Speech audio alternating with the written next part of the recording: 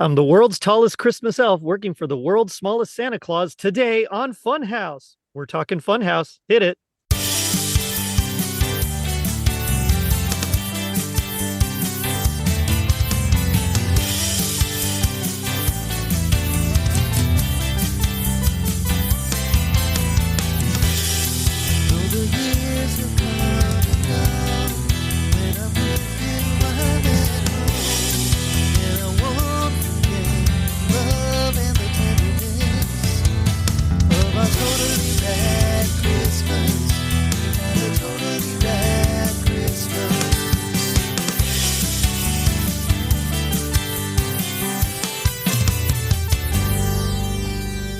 It was 1988.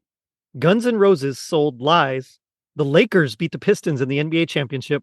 Murphy Brown premiered, and J.D. Roth hosted a Double Dare style game show with crazy stunts, goofy games, and a chance to run through the awesome Funhouse. I'm your host, Jerry D, with another episode of Totally Rad Christmas, the podcast that talks all things Christmas in the 80s. Toys, movies, specials, music, and fads. If it was gnarly during Christmas in the 80s, we got it covered. Now, joining me are three Totally Rad Christmas All-Stars. First, from the Advent Calendar House, it's Mike Westfall. Mike, how's it going? Hey, it's me, your favorite potato-headed podcaster. They said that several times on both of these episodes. Was there some kind of running joke that J.D. Roth's head looked like a potato? I don't know. But now, I need to deep search just to find out. Yeah. My next guest you'll recognize from Horror Movie BBQ. It's Chad Young. Chad, how's it going? Oh, wait, I'm sorry. You threw me off. Wrong show. Wrong show. I can't do that. Hey, everybody. Welcome to the Funhouse. I'm your host, Chad Young. Tell me. Everybody. I'm sorry. Yeah. Oh, that's fantastic. And finally, it's the Pop Daddy himself. It's Tommy Coombs. Tommy, how are you doing? Hey, thanks for the gifts that you didn't buy. So I went out and bought them myself. Here's the receipt. I would like a CVS receipt. I'll get right on that. How are y'all doing, guys? It's been a while. Oh, doing great. Thanks for having me. Yeah, thanks for coming back on. I'm feeling merry. That's probably a good thing with this one. Yeah. Yeah. Also, my wife wanted me to point out that this episode aired 2 days before her first Christmas.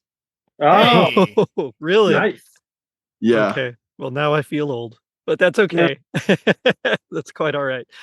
So we're here to talk Funhouse, but before we do that, I want to hit you guys with a brand new segment. It's called Hit Me with the Toaster. So I'm going to ask you a couple of questions. I just want you to hit me with the first answer you can think of off the top of your head. Don't think too hard about it. Just whatever comes to mind. So first question, recast the Ghosts of Christmas with Ronald McDonald, the Noid, and Colonel Sanders. Colonel Sanders will be present, definitely. The Noid past and Ronald McDonald future. Yeah, Ronald McDonald's got to be future, and it's got to be him with the ice skates because he doesn't say anything. Just gonna leave this kid alone. Look, there's Tiny Tim on his butt on the ice, and he's gonna die if you don't go and pick him up. I'm gonna go with the Bill Murray style, and I'm gonna say that the Noid should be the Christmas future. I think Ronald should be Christmas present, and Colonel Sanders, because he's old as F, he's gonna be Christmas present. That's actually what I was thinking too. I was going Sanders and then McDonald and then and then Noid as well. So think of it. What's going to terrify you to kind of straighten up more than the Noid? It's not gonna be Ronald unless you make him look like, Bozo the Clown, or well, that's a bad example. He already looks like. But unless you make him look like Pennywise, he ain't going to do nothing. Well, I just figured out of all of them, he was the most jolly. Like I could see him just having a good time. So, and then the Noid would just smash you with a big old anvil or something. But, but all right. So good answers. Good answers. Who do you think is the better host, J.D. Roth or Mark Summers? Oh, Mark Summers. That's not fair because I'm going to give you a bet. I'm going to give you this. I'm split because I think Mark was the quintessential kids show host, but JD did a lot more game shows, so he has a little bit more experience. So and here's the thing, J.D. Roth is 20 years old in this first episode we watched. Yeah, he's got like no 20? experience. Yeah. He was 20. He started hosting Funhouse when he was 19. That was like he was the youngest ever game show host at the time. Dude is incredible. That's like cool to put on your resume, you know. It is. So he has a little bit more. He has kind of a head start that Mark didn't. But I think if you were to say, I abstain from answering this. I really hard time. Oh my gosh! I'm gonna. You know what? All right. Take the fifth. All right, Mark. I'm just gonna say Mark. All right. Take nothing away from J.D. Roth. No. Yeah. Oh gosh. No, they're both great. And I'm sure, I'd have to give it to Mark as well. I'm sure JD would probably say the same. I'm sure. All right. And last question: would you rather dip your McNuggets in McDonald's cranberry orange sauce or their apple cinnamon sauce? Oh, cranberry orange. That's my jam. What were the choices? I'm sorry. So back in 1987, they had the cranberry orange sauce or an apple cinnamon sauce. I'm gonna go with the cranberry. Yeah. I think that's probably the safer choice. Apple cinnamon just seems weird to me. No, that's like something you would like dip a French toast stick in. Right. Yeah. Although I have ages ago, one of my ex-girlfriends, she introduced me to dunking my McNuggets in honey. So those were delicious. But you have to have the right kind of McNugget. It has to be crispy. It can't be soggy. It also can't be like those Wendy's or like Burger King ones. You got. So I don't think. Oh gosh, see, I'm just being diplomatic. All right, yeah, cranberry. It's got to be like a batter coating, not a breaded coating. Yeah, exactly. Yeah, right. Oh, yeah. I don't think apple cinnamon would be a bad choice, but oh gosh, I'm overanalyzing. I'm sorry. And you even said, hey, don't put too much thought into this. Way to go, Chad. That's his new gimmick up. Well, it's okay. It's just a way for our listeners to get to know you guys a little bit better. So thank you for those. But tonight we're here to talk Funhouse. I'm the world's tallest Christmas elf, working for the world's smallest Santa Claus. Today on Funhouse. And now, here's the potato head who puts the fun in Funhouse, J.D. Roth. Hey, I'm not Santa Claus. I'm one of Santa's helpers, you big potato head. Well, anyway, today on Funhouse, it's our holiday show. Let's do it. All right. What do you guys remember about Funhouse? Like, what's your experience with it? So Funhouse was a show I remember catching when it happened to be on TV, but it wasn't appointment television for me. I was much better versed in Double Dare, which it took inspiration from. But that time from the late 80s to mid 90s was the peak of kids' game shows. And they were all pretty great. Yeah, they were. This is definitely one of the more memorable ones for me now that I go back and watch it because of the Funhouse itself. Like, especially the second season episode we watched where they had a water slide. Yeah, it's crazy. And like then they I would later all out that second season compared to first. Yeah, you could see the budget go way up for that. What about you, Tommy? I can remember watching this as a kid, distinctly watching this. And it's one of those things, like I said to you, once I discovered, the Nickelodeon game shows and Legends of the Hidden Temple, this one kind of went away in my memories. And I vaguely remember it all. Like with Finders Keepers, I don't remember anything from that or that locker game show. I just remember the locker part. But I remember watching this. And like I said to you, like J.D. Roth, I also remember later hosted that Game Pro TV show. Yeah. School. Then I was telling Jerry this before you guys joined, but when I started watching The Wonder Years, it was years after this, and I thought that Jason Hervey was J.D. Roth, or at least related to him. And then years later, when the Backstreet Boys showed up, I thought that Brian Luttrell was either J.D. Roth or Jason Hervey. But he's so good to his mother. I know, his mother, right? But I remember the show. I remember J.D. Roth. Did he do Wake, Rattle, and Roll, or was that Rusty the Paperboy? No, I don't think that was him. That was like that was someone else. That was no, I forget his name. It was another JD. Or another was JD or RD? RJ something. RJ Williams. Okay. No, he was. That sounds right. Yeah. Yeah, in the Full House. R.J. Williams was the voice of Kissy Fur. Yep. Mm-hmm. And, Rob Paulson was doing his whatchamacallit, his Townsend Coleman voice. Yes, he was. I thought that was Townsend Coleman for a long time. Always thought it, and then I found a copy ages ago. I was like, that's Rob Paulson. Yeah. He lied. Ricky the Paperboy on Full House is who he was. Okay. Oh, all right. Okay. Tommy, do you know where J.D. Roth is from? Where's he from? He's from Cherry Hill, New Jersey. Yes, he is. Really? Yeah. Mhm. Went to Cherry Hill West. Really? That was the fancy one, right? Yep. Okay. East was the. I don't remember. Or wait a minute. No, East was the fancy one because that was East near was the fancy one? one. Okay. Wait, That was fancy. Did he go to the What is fancy? this? Oh, now I gotta check my facts here. Because that What was is on the this, a border. fancy what? There was Cherry Hill East High School and there was Cherry Hill West High School. For They still goodness exist. sake. Crying out loud. One of them's better than the other, but I don't remember which because Oh, you nerds, figure it out. East was on the border of Voorhees, so that was the nicer one. He went to East. Okay. Okay. All right. I don't know. I've never been up that way, so I'll just take your You're word not for it. missing anything. This has been great moments in South Jersey history portion of the show. I have a fun fact about Funhouse too. Okay.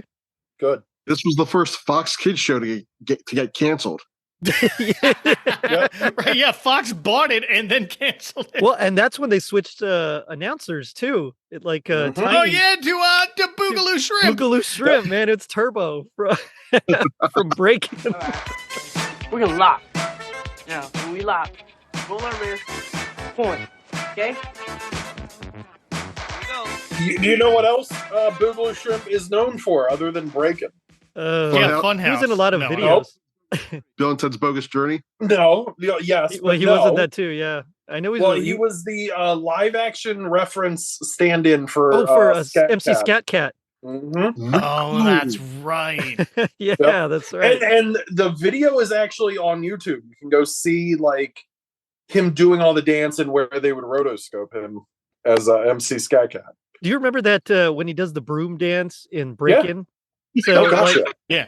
So like there's a video of him doing it like decades later, and he still got it. It's crazy.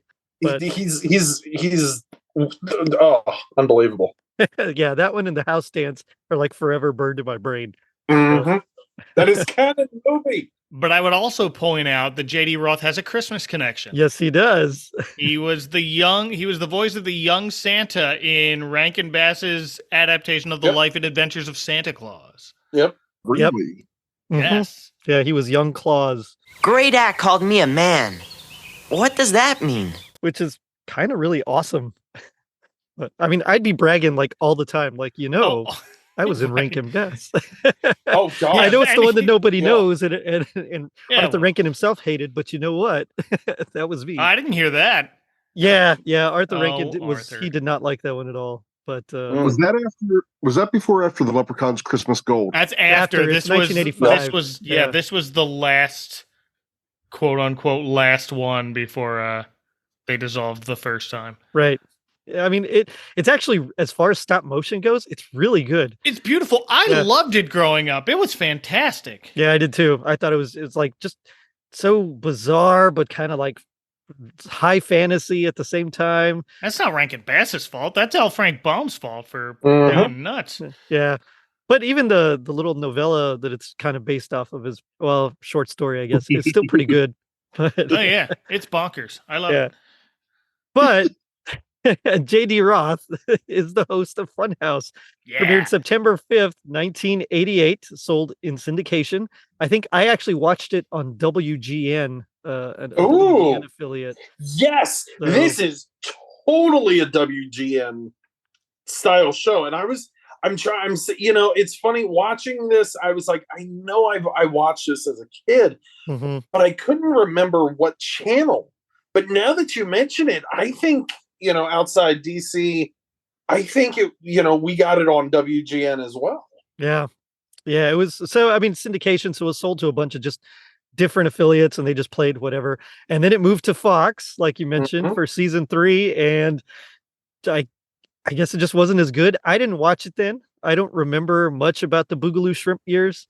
Yeah, I don't think I've ever seen a Boogaloo Shrimp era version of the show. I only remember Tiny. But it started on Fox for us in Philly. It was on Fox from the get-go. Yeah. So that's cool. There is a point I kind of want to make watching it. And Jerry, I keep forgetting that you're not from this area because like don't worry every about person in like our clique and like our circles is. Right. So I'm watching this and I was like, I was because I was trying to figure out, like I said, I couldn't figure out where I'd seen this, and I thought it was like a local show. But the more I watched it, the more I was like, yeah, no, it totally played elsewhere. But it kind of felt like, you know, a local Philadelphia, like just looking at it. I don't know why I thought Philadelphia, but I could just tell. Double Dare was taped in Philly. Yes, it was at the beginning. Right. So, yeah, I saw so it. probably that. Yeah. I've probably told that story before. Yeah, you have. So we're going to Not move to on. me. Yeah, No, what story? He has, Mike. We got to see Double Dare live, and I was in the front row, and I was like 4 or 5 at the time, and Mark Summers was talking to people in the audience. I got scared, so I closed my eyes, thinking he wouldn't see me. And he's like, "Oh, look at this kid. He thinks he's sleeping." Then, like, I open him up, and he's standing right in front of me. And I was like, "Hi, Mr. Summers." And after the show, he asked if I wanted a picture with him, and I said no. I got my picture taken to the next to the giant waffle puzzle. And that's a great. You got to have your priorities, you know. And he told me that the pat of butter on top was actually a construction helmet, and he like lifted it up and you the like part where you put your head in. So yeah, Mark Summers told me that. That's awesome. I never knew that. That's amazing. Yeah. I mean, that's one of those shows, and this is another one, although to a lesser extent, because Double Dare was like bigger budget, but like it's one of those shows that like you just wanted to go on, you know? Oh yeah. And you wanted to run through, in this case, the Funhouse, just like you wanted to do the big old, you know, the physical challenges in Double Dare. Well, this one, the challenges were very, I don't know, just mediocre. just what do they say now? Mid? Is that like the what the kids say? They were just mid. I don't know. Mid. Mom, can we go for physical challenges? No, we have physical challenges. That's exactly what these did feel like the physical challenges at home. They called them stunts. Stunts, yeah. But they weren't really that great. So we're gonna be talking about a Christmas episode or two here. Let's start with 1988. So, okay, this was just bizarre. It kind of starts off with Tiny and JD in costume, and Tiny's got like this green elf's costume, and he just looks ridiculous. And JD only has the Santa coat and like the worst Santa beard I've ever seen in my life. I mean, it's like he took it from Trading Places when Dan Aykroyd was. I don't know. I think it looks worse than that. No, maybe it's the same beard, and it's just a few years older. A few years, yeah. It would explain why I thought it was in Philadelphia. There you go. I'm into it. Do you guys remember the "It's Always Sunny in Philadelphia" Christmas episode? Yes. Where Charlie, all the Santas came to visit Charlie's mom, and the one that was actually played by Christopher Lloyd was wearing a terrible fake beard and a red sweatshirt. That's what the beard reminded me of. Yeah, it's next level bad. But he's still wearing like his black pants. It's just the coat. And I remember thinking like, oh, that's an interesting look as a kid. Because I have seen this one, spoiler alert, I have seen this one as a kid. I remembered bits and pieces of the whole thing. But only the 88. I didn't see the 89 one. And it was an odd look, but they immediately go into, you know, that it's the holiday episode, and bam, we're in. Time for the show to start. Can I point out something real quick? And I'm sure we'll get to it, or I'm sure, I don't know how everyone else felt. I felt like the 1988 episode was much more holiday centric. Like they were focused more on holiday theme than the 89. They definitely felt like they were more Yeah. into it. Yeah. Yeah. I agree. And yeah. I thought it was really cool. Well, I mean, we'll get to it. We'll get to it. No, it's Jumping okay. ahead. Go ahead. It's fine. Well, they it's one of the games they do, and I don't want to spoil it. I'm jumping ahead, but they incorporate Hanukkah, and I, because I thought it was really cool because I think most people would just be like, oh, it's Christmas time in the 80s, So, and JD Roth is Jewish, so I thought that was really interesting and really cool because I don't know about and Jerry, I don't know how this is going to sound. So if you want to like remove it, then that's fine. Yeah. But when I was a kid, I didn't know a lot about Hanukkah or Kwanzaa or anything like that. I the only thing I knew about Hanukkah was the dreidel song on Pee Wee's Playhouse. Yeah, exactly. So, I thought this was really cool that they included that, And I'm like right there with you because growing up in South Texas, we're like 98% Hispanic. So like we're all Catholic, it's like there's no Jewish people down there. I mean, there might be now, I don't know. But like back then, I didn't know anybody that was Jewish. I didn't even meet my first person of Jewish faith until I was a band director. So wow. Yeah. I mean, it was like I was 22, 23 years old. So I mean, I can tell you, I don't remember going to school with, any kids of Jewish faith either. So like, I'm sure if I don't remember watching this episode, but the one thing that I thought, and I'm going to make a lot of jokes about this episode, but like the one thing that I was like, wow, that's really cool that they did that was, incorporating a Jewish themed game. Yeah. Although it did make me laugh that it actually did say Schmutz on it. Yeah, it did. I was like, well, I don't know what that is, but I was like, all right, well, I guess that's their kind of like their version of slime or something. I think so. Yeah. It looked an awful lot like Nickelodeon slime. It kind of did. Yeah. I don't know.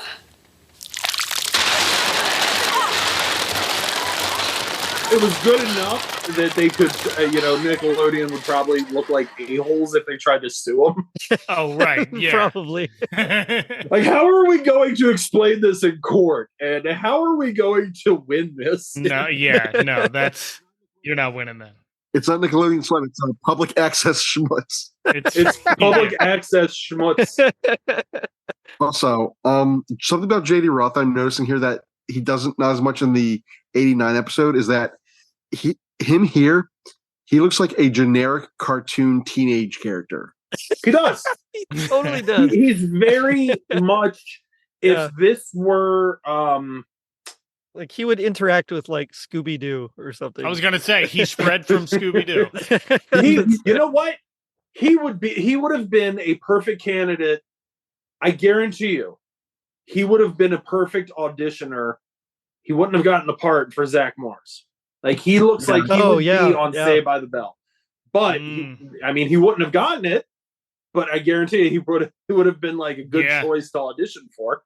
I would have. Or if they did a live action Captain Planet, he'd be a perfect Wheeler. Yes. Well, wait, was he Wheeler? Wait, who was Wheeler? Someone goodness. played Wheeler. Was it Jason Marsden? No, I don't Jason think Marsden didn't play. All right, here we go. I don't think it was. No. Someone played him. Joey Didio? Didio. I don't know. That doesn't ring any bells. Oh man. He was also the voice of Daniel LaRusso in the Karate Kid cartoon. Oh, there nice. you go. You gotta love the 80s when they'll make cartoons out of anything. Like, yep. RoboCop. Yeah, we got a cartoon for you. I'm not gonna front. I totally did not recognize that name. So like when you all were like, I don't know who that is. He doesn't have a big long list here. No. Scott Menville's the one that I was thinking that was popular. He was Mai Tai. Yes. Oh, nice. Yeah, that name I think we all know. No. I forgot that LeVar Burton was on there too. Was he? Who did he? It was Kwame. Oh, okay. Yeah. Wow. Wait, no. Was he Kwame? Yes, he was. Thank you. Oh gosh. Okay, that I didn't know, so that's new to me. That whole cast was. I mean, Phil Collins did the theme song, so and he ripped off Step by Step from New Kids on the Block for that song. So Okay. But it works because it's catchy. it is. So we have a red team and a yellow team. Gold. It's a gold team. It's Well, yellow, but they're calling them it's gold. yellow. Yeah, yeah. It's Hulkamania, brother. The one that's right. What's that smell? Did everybody ask Rip about his charity work today? I want to make sure that we're staying on level. That's I'm right. a t-shirt in the closet. So the whole premise of the show is that there's these two teams that compete. They do a stunt, they answer a question, and the team with the most points at the end, after their little Grand Prix kind of race, gets to run through the Funhouse. In this case, we have the red team, which is Sam and John, against the yellow team, Jimmy and Elizabeth. And in both these episodes, the yellow team just can't cut it. Now, the first one's actually kind of close. That second one was awful. No, it was a blowout. It was awful. Yeah. Terrible. They didn't get any points till the Grand Prix. It was, and even then, they didn't get enough to even catch up. They didn't even bother counting the red team's Grand Prix points. Just like, terrible. That's pretty sad. It was like embarrassing.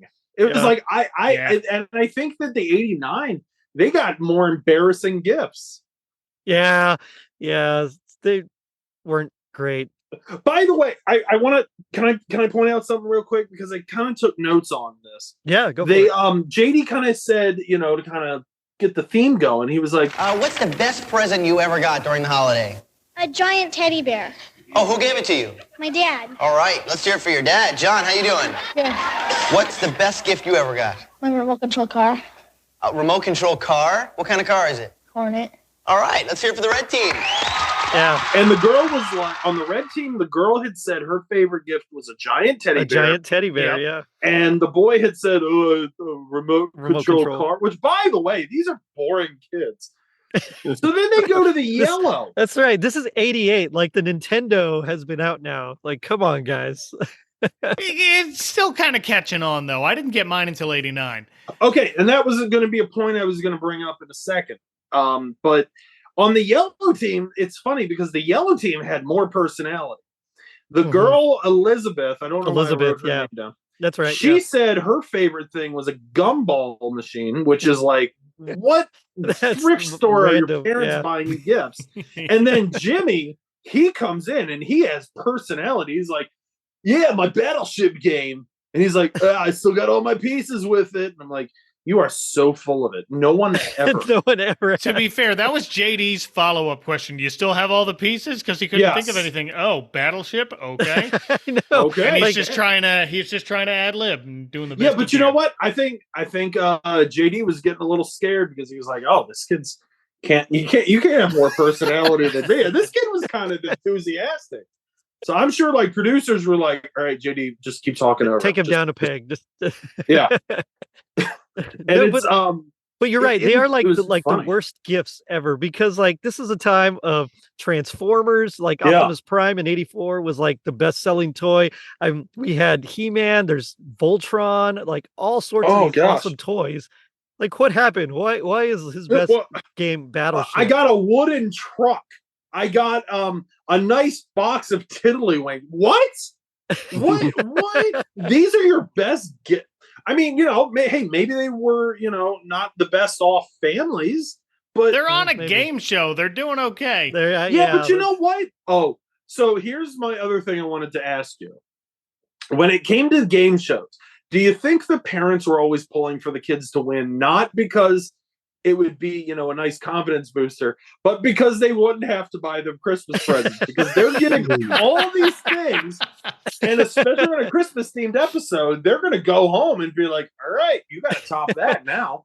Maybe this was probably taped in July. I'm sure it's like super early. But still, I mean, those kids would not forget that come Christmas. Oh, no.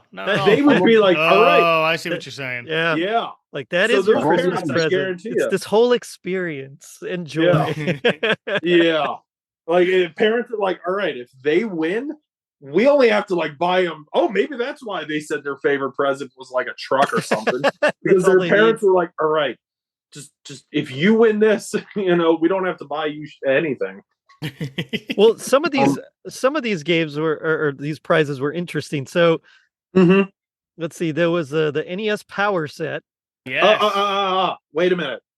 The way this guy was saying these things is like, I don't know where this guy came from, but he said it in the most Brooklyn, Staten Island, He Long totally Island. had. Yeah. I we got couldn't a tell where his Nintendo accent was Power from. Set. I couldn't tell if he was from New York or Boston. It was a little of both. Yeah. Oh gosh, maybe he's from like Maryland. I don't know. I like, but yeah, go ahead, because there are two things I want to point out. Okay. So I'm gonna run down the list of the very end here. So we got the NES Power Set. Mm-hmm. And that was in the greenhouse on one of the flower petals. We had the giant Santa bear, which is like just comically large, just white, all white bear. And I'll tell you what, that girl whose favorite gift was the giant teddy bear She went straight made there. a beeline for that She bear. did. I noticed that too. Yeah. Yeah, she's like, I love giant teddy bears. I'm getting another. She was happy. And that was a courtesy of Dayton Hudson Department Store. I don't know what what that but is. okay. Probably local in SoCal. Probably one of the coolest was the leather jackets. Okay. This is what I wanted to touch on. What 10-year-old was wearing a leather jacket at night? And don't you dare say Girls. like an actor on Charles in Charge, because that doesn't that doesn't count. Yeah. No. If I had a leather jacket at 10 years old, I'd wear feel that. Yeah. I'd feel You know pretty what? good about myself. In your school, if someone found out, if the wrong kids found out you had a leather jacket, you wouldn't be keeping it too long. It wouldn't be yours anymore. Oh no. No. I'd be toast. Yeah, same thing. I was just a little I'd be scrawny kid. stuffed in a locker. Yeah. Are you kidding me? But Oh, God. I like the fact that this leather jacket didn't have any branding or anything. It wasn't any I branding. It noticed was that just too. like your own leather jacket. Leather jacket. You'll be Yeah. cool at Leather school with jacket. your own leather jacket. Yeah. That's pretty good. The same store where the Schmutz came from. That's yeah, maybe. The Yeah, Schmutz it could store. be. Yeah, so there was that. There was a Baldwin keyboard, which only had like 2 octaves on it. It was like one of the worst keyboards ever. The next year, they actually have like a big keyboard with like 4 or 5 octaves, and I thought, man, still Baldwin, but they And got it's still- like the Baldwin they Deluxe. upgraded. Yeah, exactly. There was a Songtech mini recording studio. Oh goodness So gracious. I was thinking more like karaoke machine kind of thing. That's what it looked like. Yeah, that's what I was thinking too. I know. A Sharp I didn't understand boombox. The boombox was kind of cool. And then the secret power prize was a ski trip to Boulder, Colorado. The Boulder. What? And it was I like that it was paid for by the Boulder, the Colorado Tourism Board. So Well, yeah, of course it was. Yeah. it's like, oh, that's perfect. So here you left out one thing. All right. Okay. What did all the kids get who participated and lost? Oh, yeah. They got the Funhouse home game. They got the Funhouse And- home game. They got some and they got BK Mickey shoes Mousecapade and Mickey and- Mousecapade. and British Knights. There we go. BKs. I British grew Knights. up Dude, BKs were thinking that- awesome. I loved them. British Knight shoes were like the greatest shoes in Yes, the they world. were. Because they run And- every game show. Yes. Exactly. Yeah. Like, yeah, they sure were. It's like it's like a PR person would call up British Knights and be like, "Yo, we don't have a budget. We don't really have a plan. We're not even filming yet. But can we have like sponsorship?" And they're like, "Yeah, let's do it. There you go. Yeah, we They're don't care." still around. You can still get British Knights, and they Which- still look the same. Yes, That's amazing. It's the I need to get weirdest some. thing. I It's totally the need to get weirdest some. thing. They didn't change a thing. So, by the way, Brilliant. there is another note. When you would kind of pitch this, I'm gonna pull the curtain back. When That's you would okay. pitch this, I Mhm. had to kind of go back and try to remember what this was. And I start watching it. I'm like, oh, this is, before I even went back to watch an episode, like it was like, isn't that the show? It was like Double Dare and the board game Mousetrap, if you Yeah. like combine the two. So then I started watching it. I was like, oh my gosh, yes, it is. And then they give the board game, and I'm like, I had to go look up the board game. Apparently, that's like Mousetrap already. Oh wow. Oh, is it? Yeah, I had didn't to look go up the this board game. I didn't Now I either. got to do that. I know. Yeah. I kind of want the board game now. I gotta say, how does that work? Yeah. I was going to assume it was like going to be a cheap 2D board game of like, Well, like a cheap board. It's like one of those like it's like Mousetrap, and it's like the game of life. If I'm that looking makes at sense it right. now. Yeah. So I had that real Ghostbusters game back in the day where you built a little tower, and that was 3D. That was awesome, and it was better than Mousetrap in my opinion, or like 13 Dead End Drive. Oh, that's a good one. better than Mouse. Well, let's be honest. Mousetrap was good if you had like as like GI Joe, like if you were playing with your GI Joes. Yeah. As far as like a game that you could like play with your friends, it was just kind of like, we set it up. Now what? Yeah, exactly. All right, let's send Sergeant Slaughter and Skeletor through it. Okay. See, that's cool because I remember like playing with GI Joes before we got like any of the accoutrement. It was like we would just go out and dig like holes, and that was their trenches. And, just, if you had a firework, even better. But So my mom, I buried so many figures in my mom's backyard, and like when I was a kid, I would just like we would do exactly that. We would just kind of like and she filled this like we had this giant like kind of hole. It was kind of like a hole in our backyard that we could like go out and play, and then we would like fill it with water in the summer. But she filled it ages ago. Not with like concrete, but just like dirt. And so, because she took, when me and my brother grew up, she got rid of all like the playground equipment. And like, there has not been a day that when I go back there, I don't think my Michelangelo's back there. My, my Slaughter Marauders figures aren't back there. Those guys were awesome. Oh gosh. I'm just waiting for an excuse to start digging one day. Nice. So, okay, let's talk about the stunts. There's 3 stunts, and the 4th one is the Grand Prix. The first stunt was making a snowman, and the snowman is covered in what he says is like they're all wet. I think it was but like it just looked like shaving cream. Yeah. But every Like time he would like cream, touch or, it, just be like, it's disgusting. And I'm thinking, Gotta like, it sell it. doesn't look that disgusting. JD, He's trying to oversell it. He's trying. I would think that it would probably be whipped cream because I mean, if they're working with kids, and they would probably have to be careful with like allergies. So like if it's like shaving cream or something, you can have like an allergy to like aerosols. I think. Oh, maybe. Yeah. Yeah. Some kids are stupid. They're gonna try and eat it. It's all. Yeah. Some kids might try to eat it. That's true. Oh. This stunt has the same problem that Legends of the Hidden Temple would have later with their stupid Shrine of the Silver Monkey. These games were designed by adults who forgot that children are generally shorter than they are. Yeah. So these kids are struggling to put the snowman together. They're up on a step ladder. You think it's because the snowballs are covered in whatever they're covered in. I don't know. But it's because they're too short for the game designed for grown-ups. Yeah. And then one of them gets stuck because essentially there's like a pole, and the base of the snowman, the different sections of them are they have the hole through it, and then you kind of slide onto the pole, and it doesn't go well.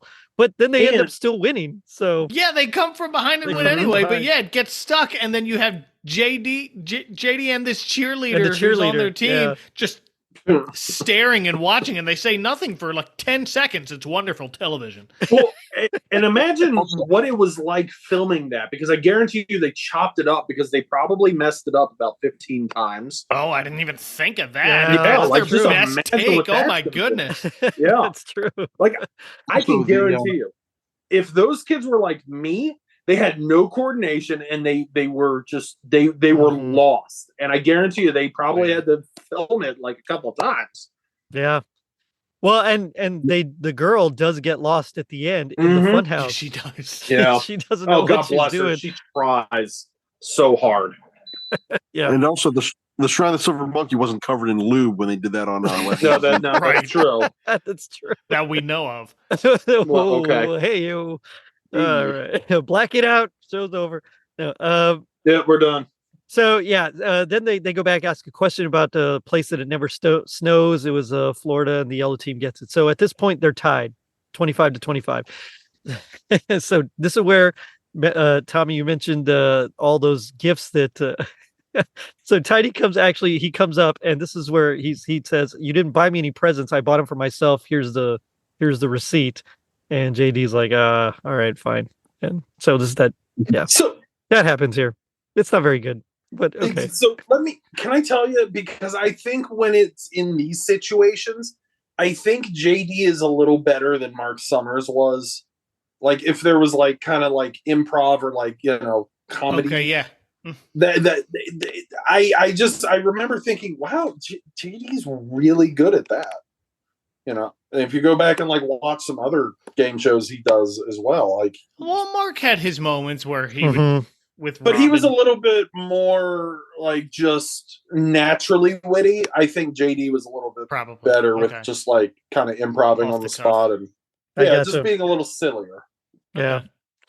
So the next stunt is Deck the Halls, and the girls have to hang ornaments on a spinning Christmas tree. Tiny's put all his gift boxes that I bought him and a ton of gloppy balloons at the foot of this tree. Take a look at that. That's disgusting. Now, their job is to finish decorating the tree by hanging up red and gold ornaments. Now, when I say go, they're going to grab an ornament ball, find a hook on the tree, and hang it up.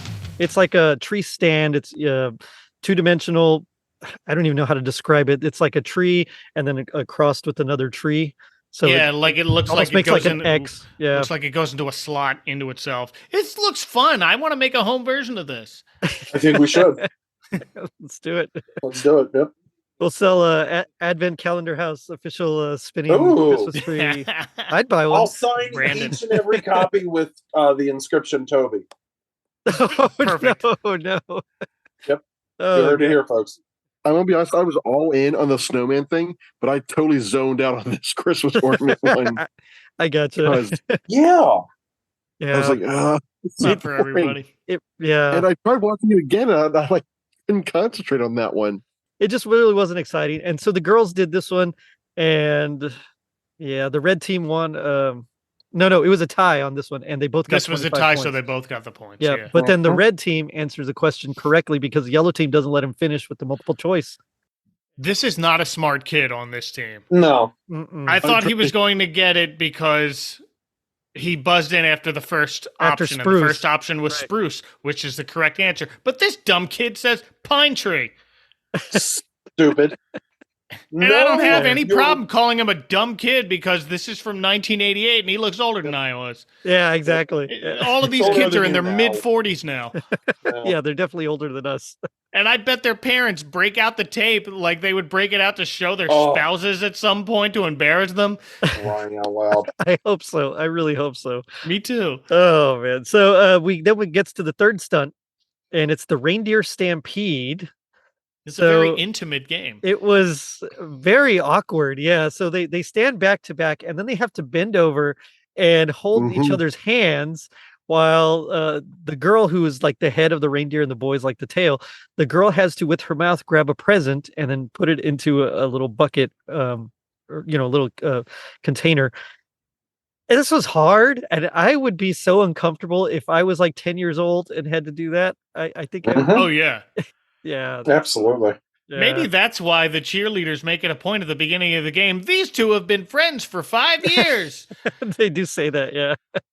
So it's like always, it's never strangers that are paired up. It's always like these two have been friends for a while. So I guess they're cool with it. But if my wife and I tried to do this, we'd be on the floor. Yep, crying. These guys are actually doing a great job coordinating with each other. Well, we're also 40 and. I don't know about you, but I'm pretty out of shape. Well. So I mean, I'm out of breath watching them do this. Right? Yeah.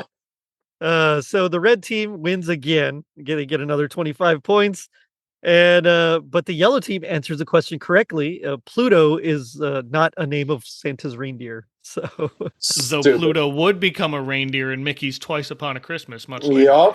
Oh well, but. At the time of this taping, right? Pluto is not the name of one of Santa's reindeer. No, that was 16 years later. Yeah, exactly.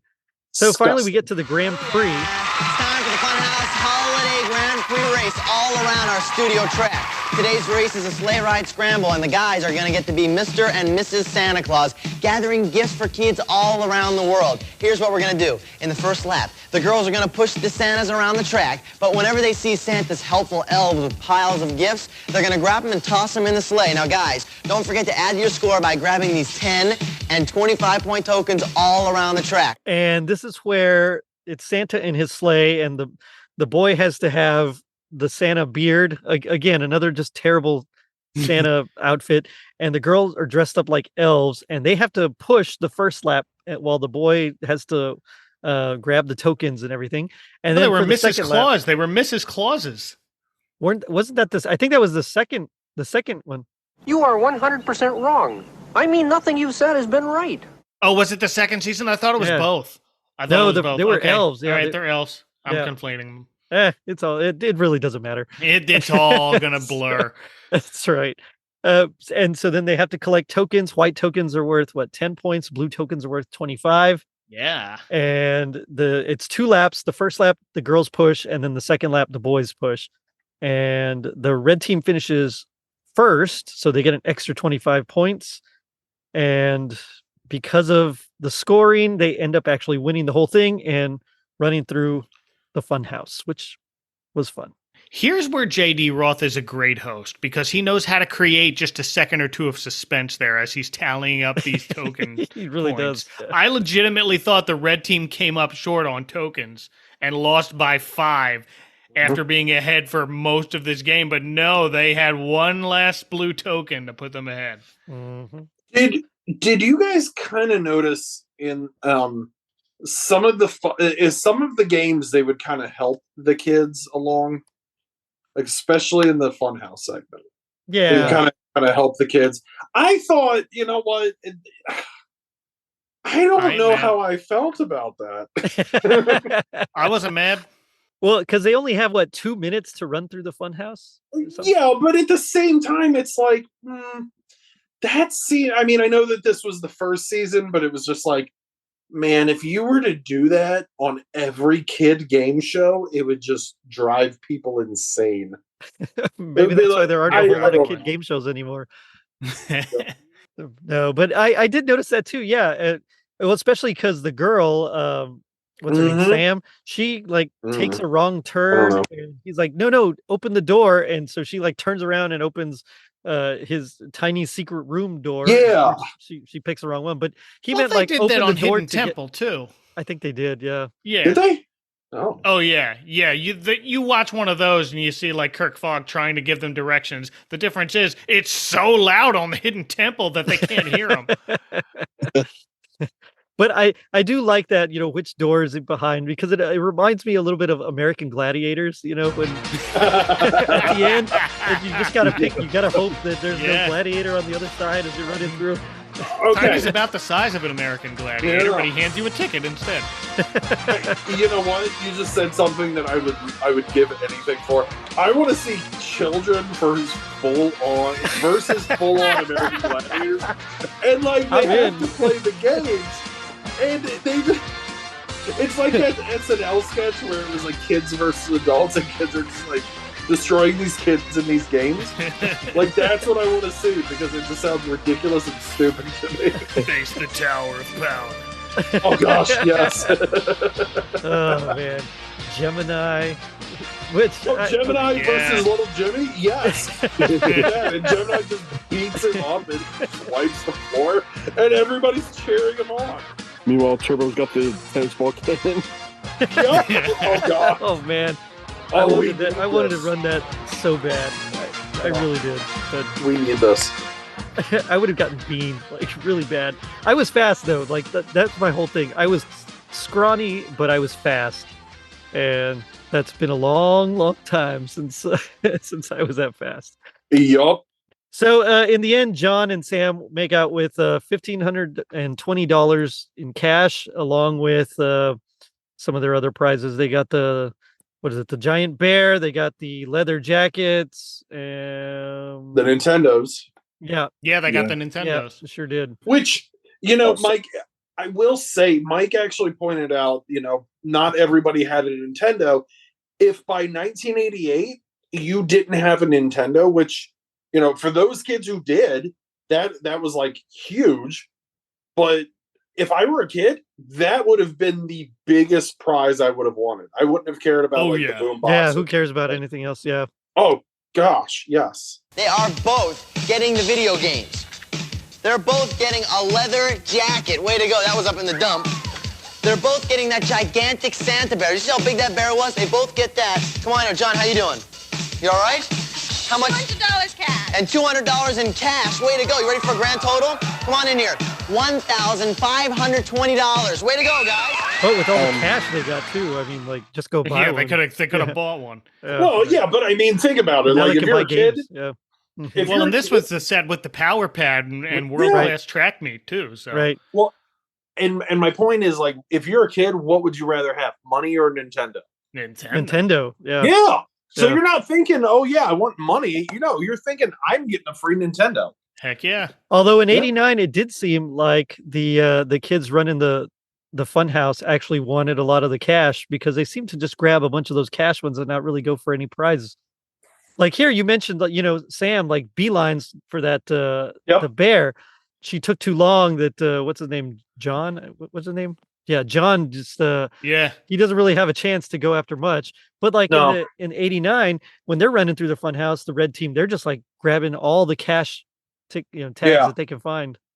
Well, the prizes weren't as cool in '89. No, they really as weren't. They were for '88. No. Yeah. My wife was saying something as we were watching the first episode, specifically the race. She said that the show seemed kind of, part of my language here, half-assed. Yeah. Yep. Yeah. As in, like, the crew was just like throwing everything together, and and like at the end when like everyone came down to watch the Funhouse on the floor. Yep. Like, this I seems didn't pretty... even notice that. Yeah, because like JD's like, "Come on down, everybody." Yeah. Yeah. Huh. He does say that. Yeah. Well, and there was something else in the Funhouse itself. Did you guys notice that like the stairs were like decorated with like Christmas decorations? Mhm. Yeah. And Yeah. I don't think that they did that for the second season. Didn't seem like it. No. No. It was a different fun house too. So you had the water slide there. So that probably It had like its own complicated themed areas. Like there was like the pirate ship kind of theme, and then there was like the haunted house theme. I mean, it was it seemed like they were trying to be more elaborate. So every season was the Funhouse different, or was it, or like just every month? I think so. No, I don't think it was every month. I think every season. That would probably get expensive. Yeah, I imagine that they taped like 1 million of these a day and just kept trying to just push through. We got to have 65 episodes for syndication, Yeah. We've got 1,000 of these stupid British night shoes to give away. Let's hurry it up. We need to get them all. They're not selling themselves. The only people who have them have been on game shows. Yeah, pretty much. It makes me want to like go buy some BKs for real. You know what? That's what we're gonna do for RetroCon 2024. Everyone flies in and we're all wearing BK shoes. I'm in. Let's do it. Jason Gross, William Bruce West. I know you guys are listening. Get those British night shoes. Sean Robert, that means you. Right. So that was the episode of 1988. The 89 episode, we kind of, and I'm sorry, Mike, you were a saint. You found a good copy, or at least a much, much better copy of the 88 version. The 89 one, I couldn't find. I couldn't either. Yeah. And so it looked like the first part was cut off. Yeah, the intro. So we, thank you for doing the Lord's work there, Mike. But hey, no problem. In this one, it was bad. So.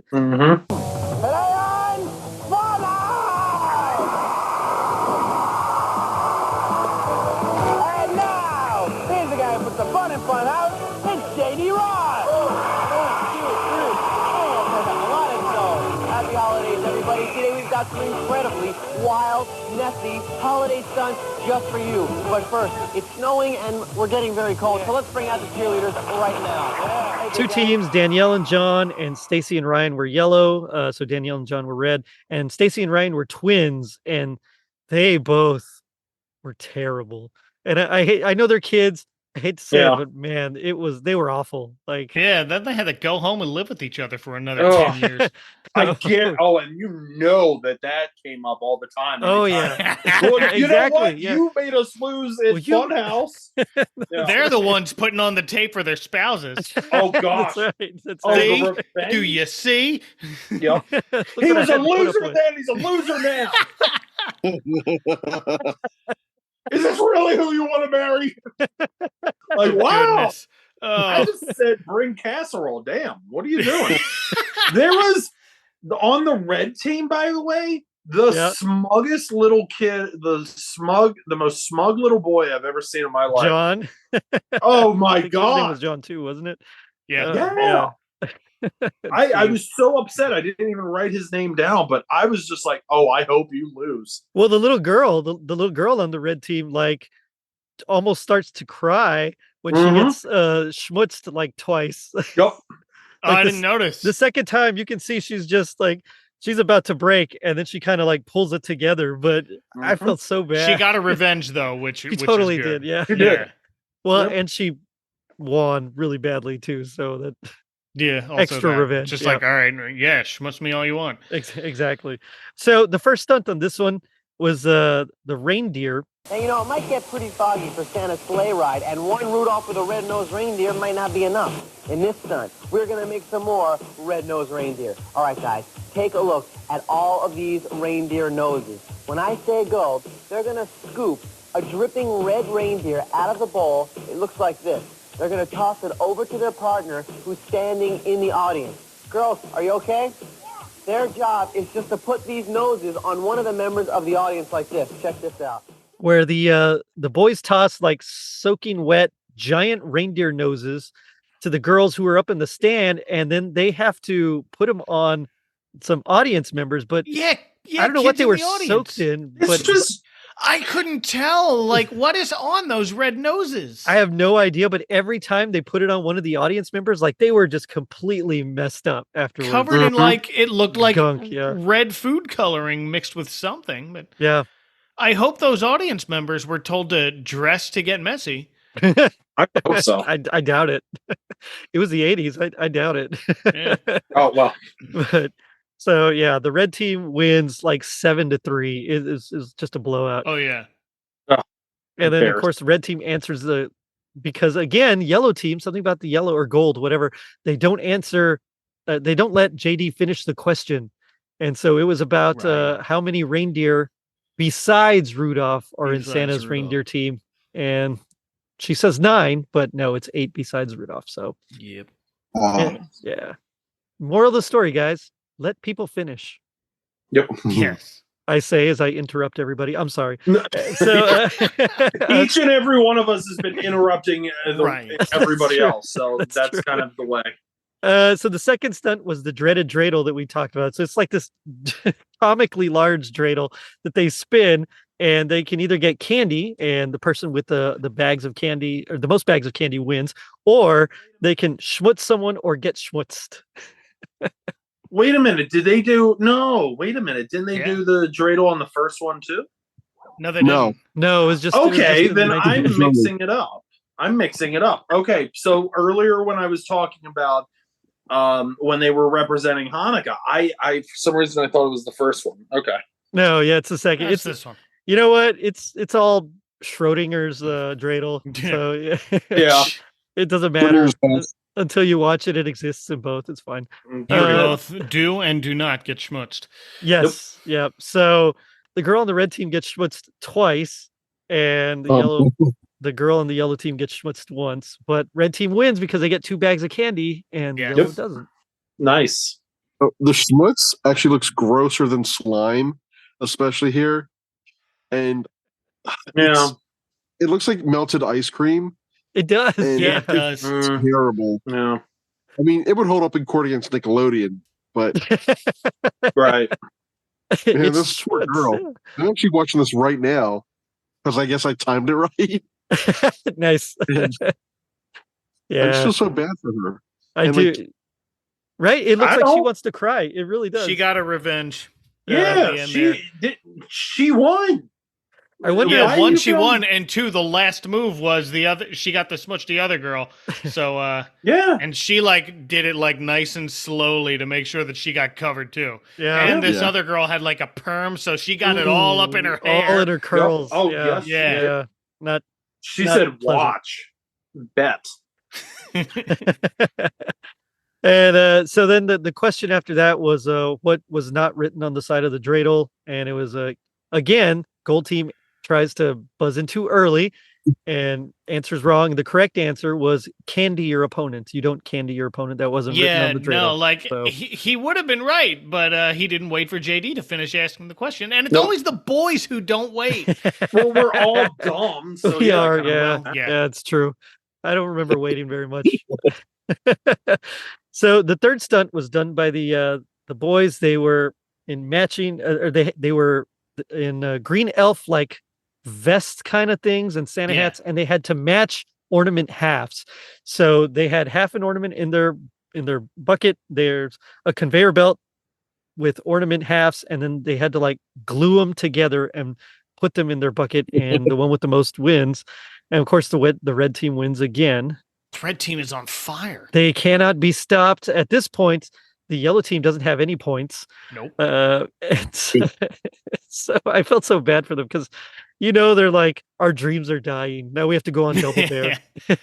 Yeah. Maybe we'll Somebody win. doesn't have multiple choice questions. That's true. And then another name for Santa, they say St. Patrick, Saint, I don't remember who else they said. And then it was St. Nicholas was the answer. Red team buzzes in. So they have like 100 and something points up to now. And finally we get to the Grand Prix where it's Santa and Mrs. Claus. And so this is what you were thinking of, Mike, where Yeah. the girl was dressed up as Mrs. Claus. Santa and Mrs. Claus are going to deliver presents all over the world in the Santa Claus Classic. Mrs. Claus, check this out, because in the first lap, they're going to push these Santas around in the racing sleighs. At each stop, they're going to deliver a present to one of the kids in our studio audience. Second lap, they're going to change lanes and drivers, deliver 2 more presents, then head for home. First team to deliver all 4 presents and cross the finish line is going to get 25 points. They're not going to forget to grab the 10 and 25 point tokens, and like I said, those token banks are worth 200 points. They can grab one big handful on the last lap. And again, with the sleigh, they have to deliver presents to students dressed up as like the United Nations of Benetton or something. The note I had was these kids look like they're dressed from costumes from It's a Small World. It's a small world, yeah. Exactly. It's like in their very stereotypical nationality. Do you know what I found out? I did a little bit more research. They apparently would do like episodes like tribute to like England and like tribute to Mexico. No, And that's they would cool. like kind of dress like Tiny would dress like he would be wearing a sombrero, and like the English episode they would kind of be dressing like they're from England, and it was so I wonder how many of these are just like left over. Probably all of them. Yeah, they Yeah. probably just had a big Do you think Boogaloo Shrimp would wear a sombrero? Yes. If it, just borrow Ozone's hat. yeah, there you go. Yes, I mean, So- Boogaloo Shrimp's not that big. He could have worn Ozone's hat, and it would have been insanely massive. So a few years ago, I was actually going to be Ozone for Halloween. Oh, nice. Yeah. And I couldn't get the costume parts together, and I was like, I don't care anymore. And when Tommy says that, what he's really saying is he was too lazy to go to the thrift store. Yeah. Well, then I'd be stuck with an Ozone costume. Were you You going to wear should have been. You should have been Strong Bad as Ozone. That one. That one. Strong Dar the Barbarian. Oh, Drug man. is dangerous. Oh, Or the early did days of I? internet. I do miss the early days of internet. So where red team wins, the yellow team, they get like 155 points. They can't even beat the base score of No. It's like when anyone tries to go up against Goku and he's like he doesn't even transform and Super Saiyan. It's just like, yeah. All right. Anyway, so they get the BKs, they get the Funhouse board game, and something called Gitano. Gitano was a Gitano, clothing brand. I had don't to look remember that up. Yeah, I don't remember that. Gaetano. Like, I feel like I want to say maybe it might have been the Mickey Mouse Club that like Oh, wardrobe maybe. provided by EJ Gaetano. Oh, maybe. So, you know what? I think you're right because a few years ago, I found a Mickey Mouse fan club kit still sealed. I think Wow. something like it was in there. It said Gaetano, but I had to look this up too because I was like, "What in the world is that?" Yeah. That's another thing where I've only seen this brand on game shows or Yeah. shows like the Mickey Mouse Club. I looked up the Funhouse board game. Guess what Yeah. it is? 2D board game. There is a little stand thing, but there's no house that you build. It's not Oh, Mousetrap? that's Nope. Aw, boo. Really? that's depressing. What the hell was I looking at? Maybe 13 Dead End Drive. No, I wasn't. No, I'm looking at it on Etsy. I wonder Someone if they has had it on like a- Etsy. Maybe I don't know. someone like just juiced it up, like they pimped out their, their Maybe, board game. no, you know what it is? Tommy, you are so full of it. There's like little things that you can add to it to kind of make it 3D-ish. So they have like a scoreboard that stands up and they have like little like golf and hockey or like it's like minor stuff, but it's Someone still put just the board on eBay and be like, yeah, it's the Funhouse Maybe. game. Have fun in the Go- Funhouse. go play. Here's just the board. That's the only piece I have left because my children destroyed the other pieces. Mhm. Here we go. He put a picture in the chat. It's got stuff. yeah. You know what? Tommy, Yeah. what the hell are you talking about? Is that Mousetrap? Is that a Mousetrap type game? Yes. A little bit. Oh, It's got different pieces to it. It's not nearly as involved as Mousetrap, but it has little stunt games that you have to do. One's a maze. You got to put a marble through a maze. There's like a little golf putter that looks like attaches to something. Yeah. So Interesting. but the house Ring itself toss? is the board. I the guess house so. itself is the I board. mean, Yeah, there's no fun house. No, they weren't going to include the fun house itself. That seems like you'd have to sell it like retail in a store to actually get money It would enough be like to build that. $1,000. So they run the fun house. Danielle goes first, then John. And so here are the prizes for this one. There was a language master, so it was like a universal translator kind of thing. Oh my gosh. That's terrible prize. The better Baldwin you got keyboard. on Carmen San Diego. Yeah. Yeah. Well, that's Good true. job, That is true. Good job getting double trouble. Now here's your prize. Yeah, pretty much. I had something like that was like basically an electronic phone book. Oh. It was just a cool thing to have in your pocket. Yeah, I guess so. So ski, what is it? Ski sunrise. Yeah, Yeah. it was some local ski resort. Yeah, They were big on the ski resorts. cash. Did they film this in Colorado or did they film No, it in they California? No, filmed it this in was filmed LA. in like the Hollywood Okay. Center. Yeah. He mentions it during the snowman thing. He's like, since it doesn't snow here in LA. Mhm. Oh, okay. I must have missed Yeah, that. yeah. But there was a CD shopping spree, Armatron sports watches. Do y'all remember Armatron? Oh gosh. No, yeah. I don't, but I'm going I- to get back to that a little later. Wait, Oh, you know nice.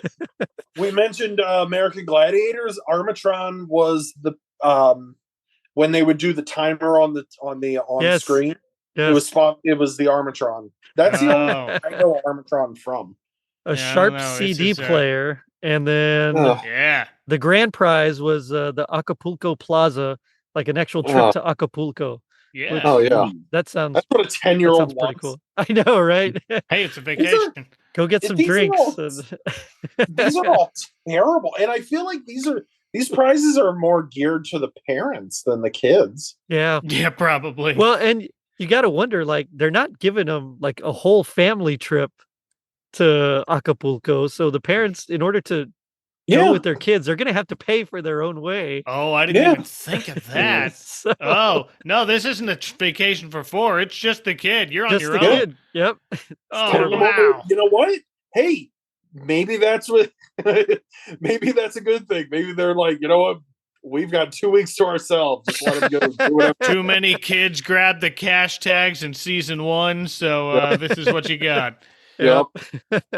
So they each ended up with $1,440 total, and they don't win the Acapulco trip, unfortunately. But oh well. We got sports watches for both of them. They each get a computer, and they're going to have some cash to spend. How much? $300. $300 for each of you. Way to go, John. Good job. Did you have fun? How's the slide? It's great, right? All right, we're going to tell them how much they won. $1,440. Tom, JD, Ross, I hope you guys have a great holiday. I hope your house is a fun house. Thanks. Yeah, so these were fun. It was like a nice trip down memory lane, but I'm never gonna revisit them, I think. So I don't know about you guys. My son was watching the '88 one with me, and the version that you sent was split into 2 parts. Mm-hmm. Yeah. So we got to the end of the first one, and he wanted to like immediately go on. He was like hooked, and I was like, "No, I gotta see how it ends. It's time to take your bath. Like, come on, it's bedtime routine. Let's do this now." So the '88 was definitely more exciting to watch than the '89. I feel like just something was off. Well, and it was also like it was just a lot closer. This was just such a blowout that it's like in sports. When you're watching the Super Bowl. And because that's really the only football I watch. I'm sorry, guys, but like you're watching the Super Bowl and like it's just a blowout, and you're just like, okay, this is boring, But when it's like a nail biter, like the first one was, it was like super close. It's a little more interesting. Yeah, I would argue the Funhouse itself was better in season 2. But I'm with you on that. Yeah, water slide. I agree. Yeah. Oh my gosh. Yes. Well, and a pool, which when she falls into the pool, and a pool, and she like swims the whole way instead of just getting out the side. Yeah, I'd be tempted to as well. Yeah, no, she forgot to get out of the pool. I mean, well, let's be honest. You're on a game show, and you're in this gigantic McDonald land, thing. Ooh, and you go down a water slide into a pool, and you're winning prizes. I would not. I'm telling you right now, I would slow myself down just to swim around. Yeah. I guarantee you. That's why they probably had to establish that, look, you get 3 tags and then you got to get out. Yeah. Leave. Right. Be done. So it does make me wonder, though, what would you guys say would be your happiest memory or moment with the Funhouse or these episodes in particular? Yeah, I can't really pinpoint a memory of watching Funhouse. It was just, I remember it being there when it was there. So I'm going to say my happiest memory is rediscovering this today because it wasn't something I had thought to seek out until you brought it up. So I'm glad you did. Yup. I'm going to say it's Jerry, I'm just going to fall back on my normal response and just say it's doing this. I'd expect nothing less. Yeah. And I will say this was interesting to watch because if you have a choice of if you're going to go back and watch like a kid's game show from your youth, you're going to go with Double Dare. Oh, yeah. Or you might watch like an episode of Starcade or something. But so this was kind of fun. Like this was kind of cool to see something new and that I may have forgotten about. I mean, I guarantee I watched it, but it was kind of fun rediscovering and seeing something kind of, newish. Mm-hmm. Yeah. Well, I had conflated this in my brain with another later JD Roth hosted game show called Masters of the Maze. Yep. Remember Masters of the Maze? It was later hosted by Mario Lopez. But I think the first season it was JD Roth again. I mean, I feel like, and I love Saved by the Bell. I love Slater, but like I feel like that's like a step down. Well, I mean, that was also like late 80s or late 90s, early 2000s before he kind of started doing extra. So it's not like he was doing a lot like at the time. I mean, Mario Lopez was only doing like what was it, Pacific Blue, and then he did that View ripoff with like Danny Bonaducci or whatever, and then he was also doing like straight to VHS and DVD movies. So it's this was kind of his first to kind of become the Mario Lopez we know him as now. Yeah, But I mean, he was pretty terrible compared to JD. Let's be honest. Yeah. I stick to drumming, Mario. My favorite memory. Yeah, and also I'm watching the playthrough of the video game currently, and it's pretty crappy. I'm going to be honest, but I did discover something from the game. They have a video game? I was just about to say I did not know that there was a video game. Let's hear it. And I'm putting something in chat. Actually, the my favorite memory is JD hosting that GameSpot game show. Oh my goodness! Oh, okay, so this is definitely an NES game, and you have like a JD Roth's digitized four-colored face. Yeah. By the way, GamePro was okay. GamePro but TV. It was not video power. Video power. Nothing was video power. Which there is a Halloween episode of video power. Is there? Yes, there is. I claim it. Called it. I'm in. I loved video power. That was the game I wanted to be on. Yes. Mm-hmm. Oh yeah, Mm-hmm. yeah, and it's just as great. The host has he's dressed like Dracula. Johnny Arcade. Johnny Arcade. Yeah, it's good stuff. Wait a minute. Wait. So now I'm gonna do a side note. Was this was the Halloween episode during the season that they had him rap in the intro? I don't. If it was it the game show? I don't remember if it was the game show. I don't think it was the game show. I think it was season 1. Okay, then no. So yeah. So it was just when he was just like sitting there talking, like pretty much, like the magazine style show. Yeah. Oh gosh, yeah. Oh gosh, yeah. The Power Surge. Yeah, I found. I mean, they're all available on archive.org, and oh, beautiful. Yeah, I saw it. I know I was what like, Mike's watching all night tonight. He's gonna stay up all night until like 4 a.m. watching these. I might have downloaded a few of them just to have in case it ever gets taken down. Borrowed. You're borrowing from archive. You're not downloading. Don't incriminate yourself. That's what got him in trouble. Yeah. Anyway. Yeah, I didn't do that. I don't recommend doing that, but they're there if you want to. So if you choose, yes. Easily accessible somewhere. But now we come to my favorite part of the show, which is a little bit I call Gag Me with the Spoon. So this is where we do our best impression of our least favorite part of these episodes here. So as a guests, I'll let you all go first, just kind of set up the scene. Mike, if you want to start us off. Oh, I got to go with Tiny talking about those Armatron watches featuring Snoopy, Garfield, Bugs Bunny, Bobby, and more. The fun fashion statement for your wrist. Armatron, America's watch.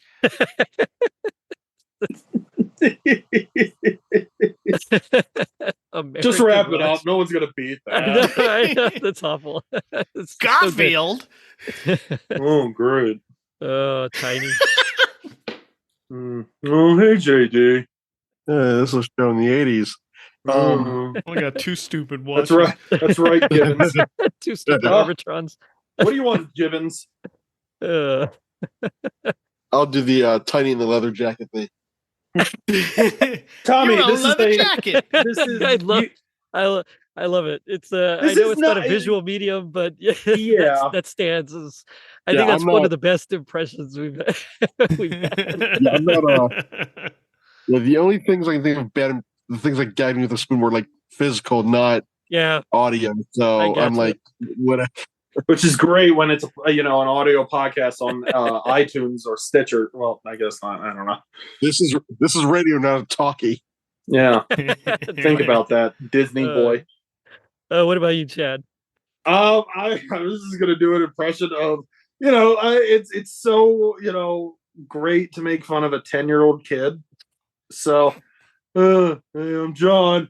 I'm a contestant. I won. All right, that's all I got. I don't know. I was also going to do my impression of Pine Tree. Or I could have done, the British version with Pat Sharp. Oh, yeah. But I would have just done my impression of JD where I'm like, hey, welcome to Funhouse. Hey, blah, blah, blah, blah, blah. We're going to win some British Knight shoes today, and we're going to pass along some joy and happiness. But first, we got to go through the Funhouse. First, you got to go down the water slide. By the way, I did have a note. Tiny to me sounded like Todd Pettengill doing a Brooklyn accent. Terrible. So I could have just done that. Hey, we've got a leather jacket here. My name's Schmoople. What? Stop going into stores, Todd. Kind of real. Oh man, those are all way better than mine. I just picked a JD line because every time they were going to do a stunt, it had to start snowing. And so he would just say something, and guess what? I think it's snowing. This is great. And then it was just like they had one bucket of snow directly over JD at the time, wherever he was, and it was just a tiny little bucket's worth of snow directly onto him. The wimpiest little. It was beautiful. Yeah, it was. I was. And when Mike says he only had one bucket, by the way, that was all they had to use the entire series. So, yeah. So you better be using that for 3 years, buddy. Yeah, and they did. And they got their money's worth until they were canceled. I think it's snowing. That's right. I said, I think it's snowing. That's that happened a few times too. He does it in an episode in the He's summer. like, come on, are there no producers here? What's going on? I don't think there were producers as much as there were just people on acid with these just ridiculous ideas. And they were like, hey, let's make them 1988. Yeah. That's right. It was awesome. But G.I. Joe taught us that knowing is half the battle. What do y'all think is the other half? Giant teddy bear from Santa or whatever that department store was. Is to wait for the host to give all the possible answers. Yep. Those questions. That's good, yeah. Getting out of the pool. Yeah. Nice. I think the other half is just speed. Well, be more specific because, I mean... What did we just talk about? Nope, just speed. That's it. Yep. All right, we're gonna leave it there. Yep. Guys, it's been fun talking to you about this crazy show. But tell me about your shows or your pages or anything you got coming up. No. What do you want to plug, Mike? Adventcalendar.house to follow my podcast, linktree.com/Mike Westfall to follow me. Right on. At Horror Movie BBQ on social media that includes Blue Sky and Threads, which I completely forget that I have. horrormoviebarbecue.com, Instagram, Facebook, blah blah blah blah blah. Go listen to Advent Calendar House, especially my episode, which is Jingle Bell Rap, which is still the most highly downloaded episode ever. It's number 5. No. Mike, don't. No. Let me have let him have it. Downloaded episode in podcast history. Let him go. He's rolling. It even beat out that Colt Cabana CM Punk episode. I think that we're now in the trillion downloads. Sure. Take that, Jeff Summergy. Wait, what episode did he do? Garfield? One of them, yeah. Okay, yeah. Go listen to those. He was on all the Garfields, yeah. Go listen to Advent Calendar House. It's a great show, especially American Rabbit, and every episode that I was on. But Totally Red Christmas is also the podcast you should be listening to. Don't listen to my show, please. Because there's too many mistakes that I make on that show. A good time to tell them to listen to my show at the end of the show. Yeah. Well, listen to the next episode. There you go. Stick around. There you go. You go. don't know what's coming next. Tommy? You can find me on YouTube. My channel is youtube.com/PopDaddyTom. That's the URL you can use. And I'm on X at the Pop Daddy. That's right, X. Yeah. I'm not too thrilled about that. That's why I got a link tree. Yeah. You know what? Everyone keeps saying that, but it's like when WWE changed their name to WWE, and they're like, "We're never going to call it WWE. Oh, just call it X. Who cares? If you're posting on it, you're contributing." I mean, stop being a fussy baby. I mean, I still call it WWF. Is that bad? Yes. Sorry, WWF Championship. Okay, I'll stop. For you, I'll stop. And just Facebook at the Pop Daddy. Right on. Yep. So, yes, go listen to and read all of their stuff. It's good stuff. And guys, thanks again. This was fun. This was a blast. Yeah. Thank you. Thank you. Tell me. So much for having me on. I really appreciate it. Also, I've been watching a playthrough of the NES game. It looks terrible. There's no Funhouse in it at all. You said that 15 minutes ago. How do you have a game called Funhouse and not have any Funhouse?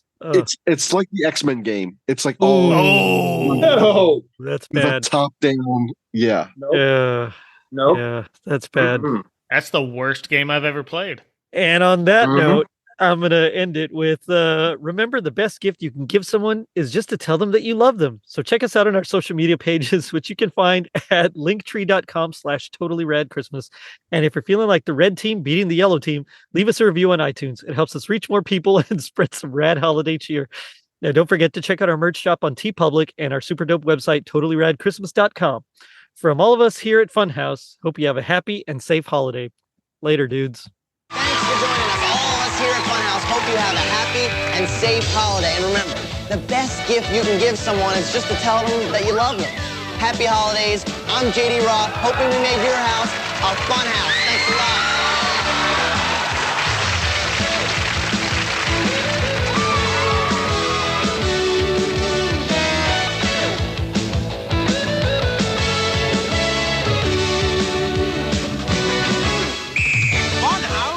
Stone Television Production in association with and distributed by Paramount Telepictures.